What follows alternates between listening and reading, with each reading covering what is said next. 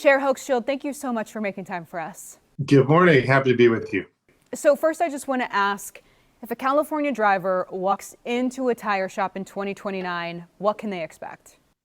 High efficiency tires. That is the good news. What we're doing on Monday, we voted unanimously to require that the state have high efficiency tires. So essentially what happens today when you go to buy a new vehicle, those come standard with high efficiency tires. That is not true when you go to get replacement tires. And in fact, the average loss is 10 to 20% of your range when you buy replacement tires. So what this standard will do is ensure the same high quality, high efficiency tires we get on new vehicles, those protections for consumers are extended to replacement tires as well. So the tire industry right now is saying that roughly 70% of the tires currently sold in California could ultimately be eliminated by stricter standards. Is that number wrong?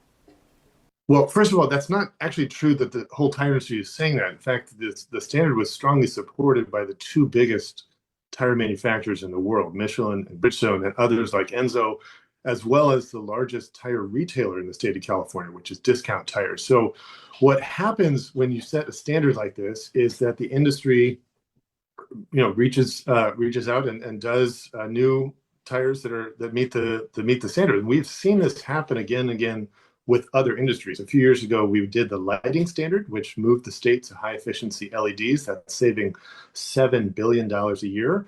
And all the lighting manufacturers have complied. So that will happen as well here. And the good thing about how we've structured this is there's ample time to do that. So phase one, which is a lighter standard, goes into effect in 2029. Phase two doesn't go into effect until 2033. So that's 6.5 years out. So plenty of time for tire manufacturers today to sell out their existing inventories and to work to meet the new standard. So then if it's not 70%, what's your number? What is it? Oh, 70% of the tires that in the replacement market. Yeah, those will turn over. Okay. What was not accurate is that most of the tire industry is in a pole. We have the majority of the market in California is just served by three manufacturers. That's Michelin, Bridgestone, and Goodyear. And the first two of those are in support of the standard. So the question of like what will be available for Californians when the standard hits, there will be plenty of high efficiency tires, but that is part of the innovation cycle. The manufacturers step up and meet the standard. And we know it's possible because they're already doing that for all the tires on new vehicles today. So that's why I say it's not a radical step. Okay, but so, I mean, why not just let consumers decide for themselves if they want these higher efficiency tires? Well, look, we're in a period where there's incredible duress on working families in California. We're in an affordability crisis. The Iran war, of course, has made that even worse. We had 140 ships a day going through the Strait of Hormuz. Now it's down to 3. Gas prices are higher around our state and our nation and our world. And so protecting consumers is at the top of our list. And that is why the standard was strongly supported by all the consumer groups, Consumer Reports, Consumer Federation of California, Consumer Federation of America. We estimate this standard will save about $1 billion a year for Californians. And that works out to about $150 for a set of tires over the life of the tires. And so really it is a standard that is intended to protect consumers, and it's in keeping with a long set of other efficiency standards that we've done. So when you buy a television, that is subject to an energy efficiency standard that cut the energy use of TVs in half. When you buy a computer, when you buy a washing machine, a dishwasher, a refrigerator, and even your light bulbs, we set those basic standards so that consumers are not stuck paying higher bills over the life cycle of the product. So why not just do like a public service announcement or special labels on these tires? Why essentially do a ban on a swath of the tires that are currently in the marketplace? Well, I think of it like a baseline. I mean, the suggestion that there won't be choice, I think, is really misguided. There will be plenty of choice among all these manufacturers, but you do want, at the end of the day, to protect folks from the low efficiency stuff that's going to cost them more money. I just myself went into buy replacement tires for the first time for my car about 6 months ago. And there's no visibility at all on that. And I think the process of buying tires from folks, people don't see that. And the best way we can protect consumers is to ensure there's a baseline that we're not going to let low efficiency tires into the market in California. so that folks don't have to pay more than they should. Yeah, Mr. Chair, I know the California Energy Commission has been saying that consumers ultimately save on their gas and electricity costs with these new, more efficient tires, but they still have to pay more upfront when they replace these tires potentially. What's the maximum increase you expect a California driver to pay for a set of 4 tires? Yeah, so I think in phase one, I think it's like $1.50 a tire. In phase two, it's $6, but then it pays for itself in several months. And then typically what we see for tires when you buy a new set of tires is a 4-year life cycle. And so the average savings for a set of tires when phase two goes into effect is about $150 net. I think 179 total, something like that.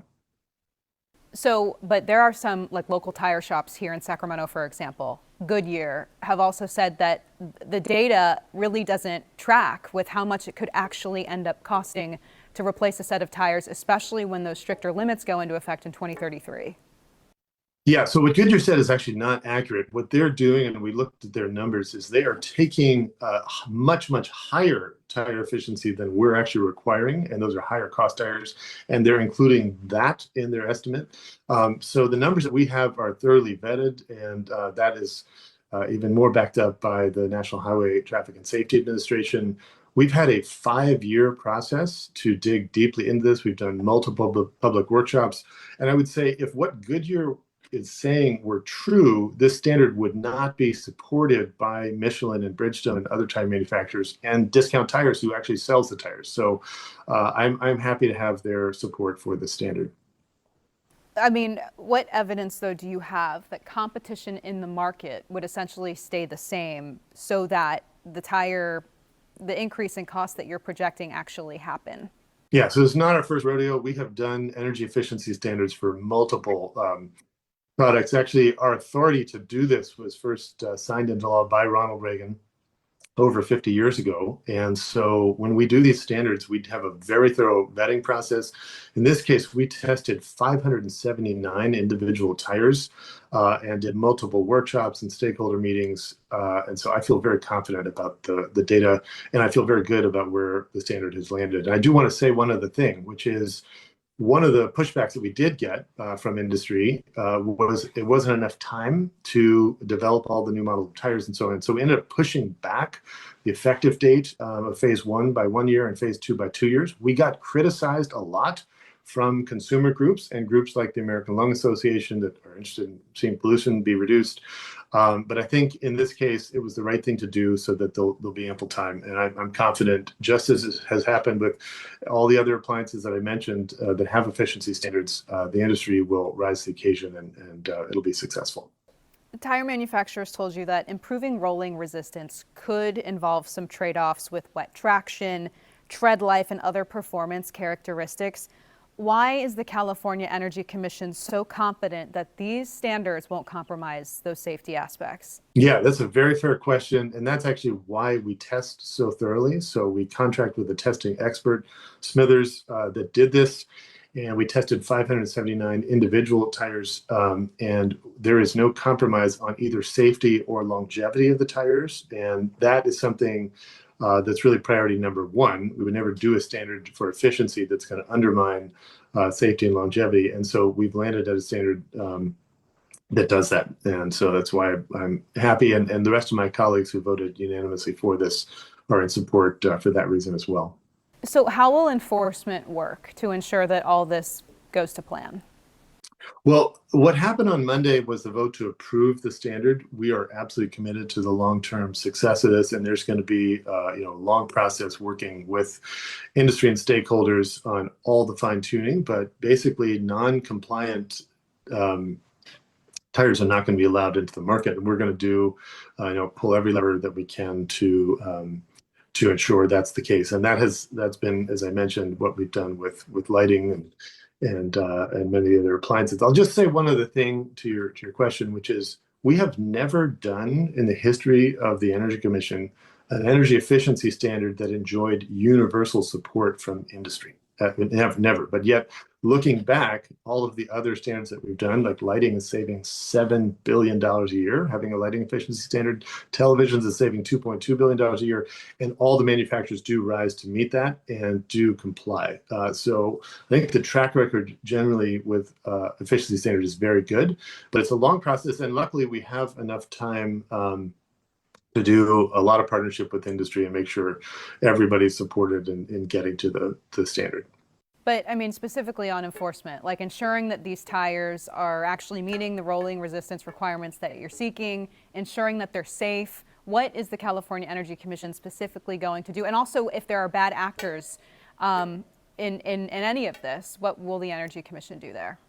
Yeah, so there are always sanctions for noncompliance.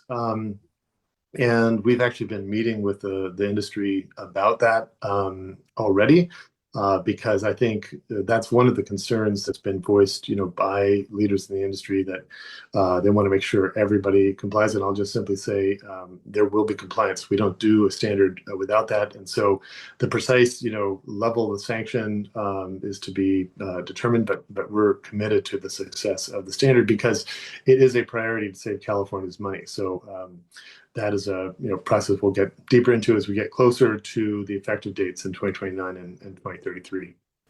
If a tire shop is selling a non-compliant tire, who gets fined? Is it the tire manufacturer or is it the shop? Well, first of all, I want to be clear on one thing, which is for the existing inventory that's in tire shops today, they will be able to sell out that inventory. And that's part of the reason. I think that's actually a fair thing to do. We don't want these companies to be stuck with product that they can't sell. They've already made a commitment. And so they will have ample time to do that. As I mentioned, 2029 is the effective date for phase one. And that's a very light lift. Most of the tires on the market today are already compliant with phase one. It's phase two that's the heavier lift in 2033. That's 6.5 years out. But at that time, we will be focused, on enforcement. It's really at the manufacturer level.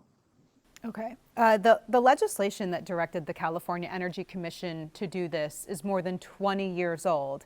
What ultimately changed to get you to be comfortable with voting on this, even though the current legislature and the current governor never really signed off on you having the authority to necessarily do this? Yeah, very fair question. So you're absolutely correct. This was signed in 2003, and this long predates my time as chair of the Energy Commission. But my understanding is what happened shortly after that bill was signed was that the federal government was then itself looking at setting a tire efficiency standard.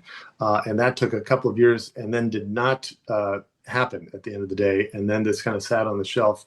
I became chair about 7 years ago, and this was brought to me and brought to my attention shortly after that. And I felt at the time that this is a really important issue. We have about 25 million tires sold every year in California, and people, when they get replacement tires, the range of their vehicles is getting reduced from 10 to 20% and costing $1 billion a year. And I felt that was worthy of us engaging to protect consumers. And so we began a really long and robust process in earnest about 5.5 years ago. So it's been a long time coming. But I think one of the advantages of that is that it's been a super thorough process. We have done dozens of meetings with industry and stakeholders. And I talked about the tire manufacturers and tire retailers, but also with all the other stakeholders that care about this, the consumer groups, the American Lung Association, environmental justice groups, many other organizations that are interested in reducing pollution. The standard will be equivalent to taking 400,000 cars off the road in terms of air quality benefits. So there's a lot of folks who care about this. It's been a long road to get here, but I think it has been thorough, and I feel really good about where we've landed on it. Has the Trump administration, the Department of Transportation, reached out to you all at all this week to engage on this or get any answers from you? No, I've not heard from the Trump administration at all. Okay. So if prices go up substantially in 2029 or 2023, is there a plan to pull back on this? Well, I think the prices that we're looking at going up right now are gasoline. And so I want to just be really clear. we estimated $1 billion a year of savings, and that was at 460 a gallon. So as I mentioned, Strait of Hormuz has normally 140 ships a day going through it. It's down to 3 a day. Prices are $1 a gallon higher. So the actual savings, if we see higher gas prices, sustain, will be considerably more than $1 billion a year. We are, really preparing for higher gas prices, and certainly, we've seen in the gasoline market a lot of volatility.